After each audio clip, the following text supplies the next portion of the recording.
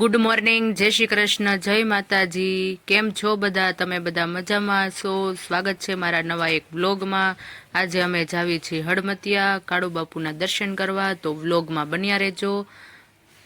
તો આ ગામડાનો વ્યૂ લેતા લેતા આપણે માંડવી પોગી ગયા હતા, અને માંડવી ત્યાં ધાણા દેવાના હતા ને, તો ધાણા દઈને અમે પછી હડમતિયા દર્શન કરવા જવાના છીએ. આ માંડવી ગામ છે.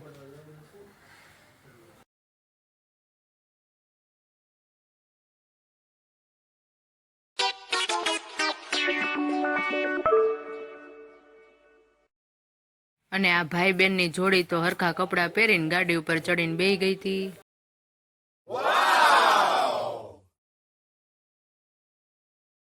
અમે જાવી છીએ હવે હડમતિયા. તો આવો પહાડનો વ્યૂ લેતા લેતા અમે હડમતિયા તરફ જઈ રહ્યા છીએ. ખૂબ જ પવન છે અને ખૂબ જ શાંત વાતાવરણ સાથે અમારી ગાડીની સવારી ઉપડી છે.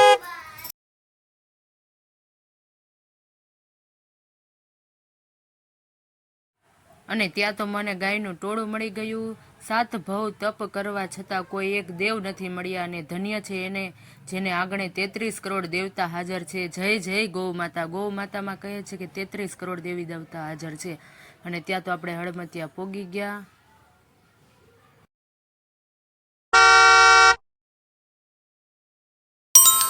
અને હા, કાળુ બાપુ વિશે હું વધારે તો નથી જાણતી, પણ જેટલું જાણું છું એટલું તમારી સાથે શેર કરવા માંગુ છું.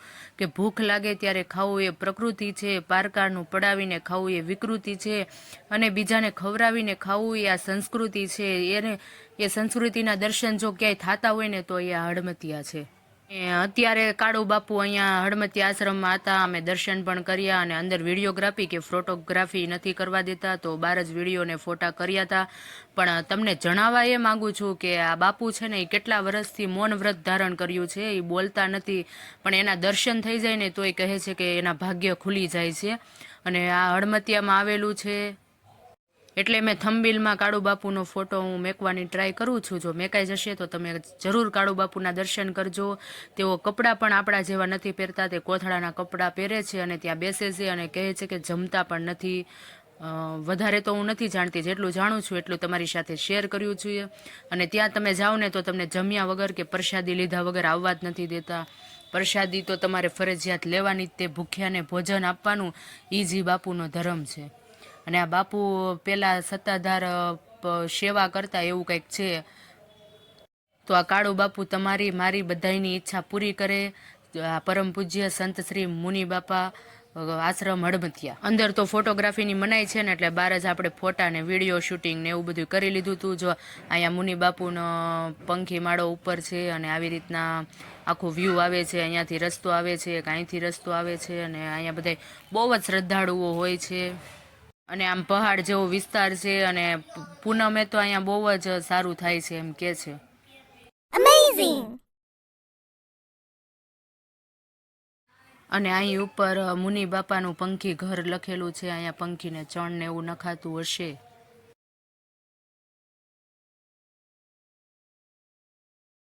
બસ હું જેટલું જાણું છું એટલું જ તમારી સાથે શેર કરું છું. વધારે હું કંઈ જાણતી નથી. અને પછી જો વંદન ને રિયાંશી બે ગાડી હકાવા બેસી ગયા હતા, પણ અમારે જવું હતું એ બે લઈ નહોતા જતા.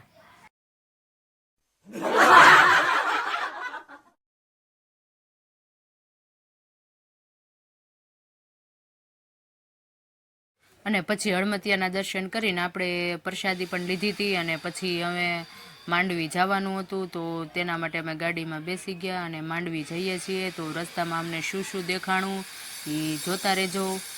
અને નવા હોય તો લાઈક કરજો, ચેનલને સબસ્ક્રાઈબ કરી દેજો, અને તમારો સપોર્ટ જરૂર કરજો.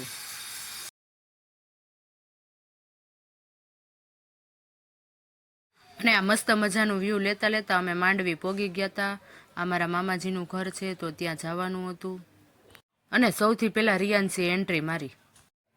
ત્યાં જમવાનું હતું, તો બધા જમવા બેસી ગયા હતા. રવો, ભજીયા, પૂરી, શાક અને શ્રીખંડ ને એવું બધું હતું. તો એવું બધું જમી લીધું, અને પછી ખાટે હિંચકા ખાધા.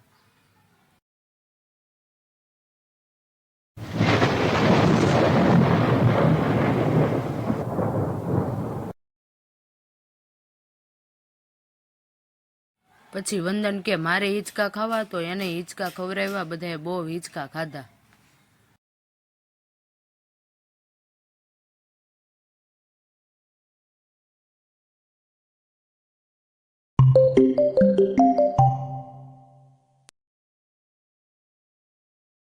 અને અહીં ચકલા જો ગાંઠિયા ખાવા આવ્યા હતા અને ખૂબ જ મસ્ત વ્યૂ હતું. અહીંયા અવાજ વાહનોના નહીં પશુ પંખીઓના કાન પર પડે સાહેબ. આ ગામડું છે, અહીં ઉડતાની સાથે જ લીલુંછમ ખેતર જોવા મળે.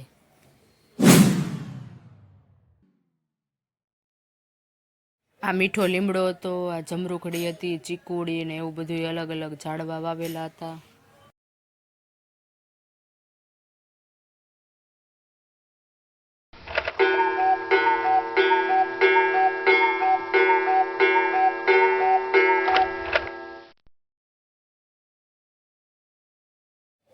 તો પછી આપણે ઘર તરફ જવા માટે નીકળી ગયા. આપણે દામનગર જવાનું હતું તો માંડવીથી દામનગર માટે નીકળી ગયા.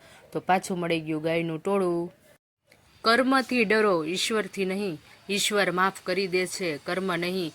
જેમ વાછરડું 100 ગાયમાંથી પણ પોતાની માને શોધી લે છે, એવી જ રીતે કર્મ પોતાના કર્તાને જરૂર શોધી લે છે. અને ત્યાં તો પાછું આપણને બકરાનું ટોળું મળ્યું.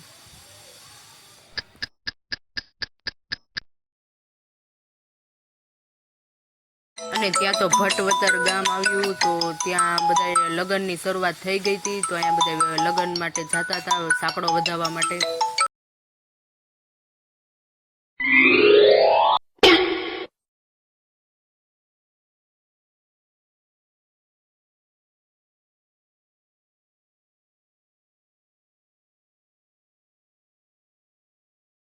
જો અહીંયા બાજરો વાવેલો હતો, જુવાર બાજરી કે પછી અહીંયા જો સિંગનું ખડું લેવાતું હતું. તો એવું બધું જોતા જોતા અમે આગળ વધતા જતા હતા અને આ ગામડાનો વ્યૂ જોતા જતા હતા. અને તે જોતા જોતા અમે દામનગર પહોંચી ગયા.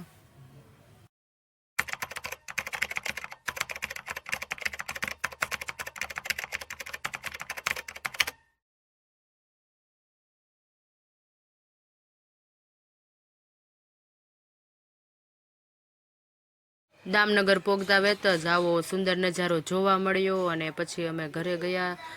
તો તમને વિડીયો ગમ્યો હોય તો લાઈક કરજો, ચેનલને સબસ્ક્રાઈબ કરજો અને વધારે વ્લોગ જોવા માટે અમારી ચેનલને પૂરો સપોર્ટ કરજો. આવજો. જય માતાજી, જય શ્રી કૃષ્ણ.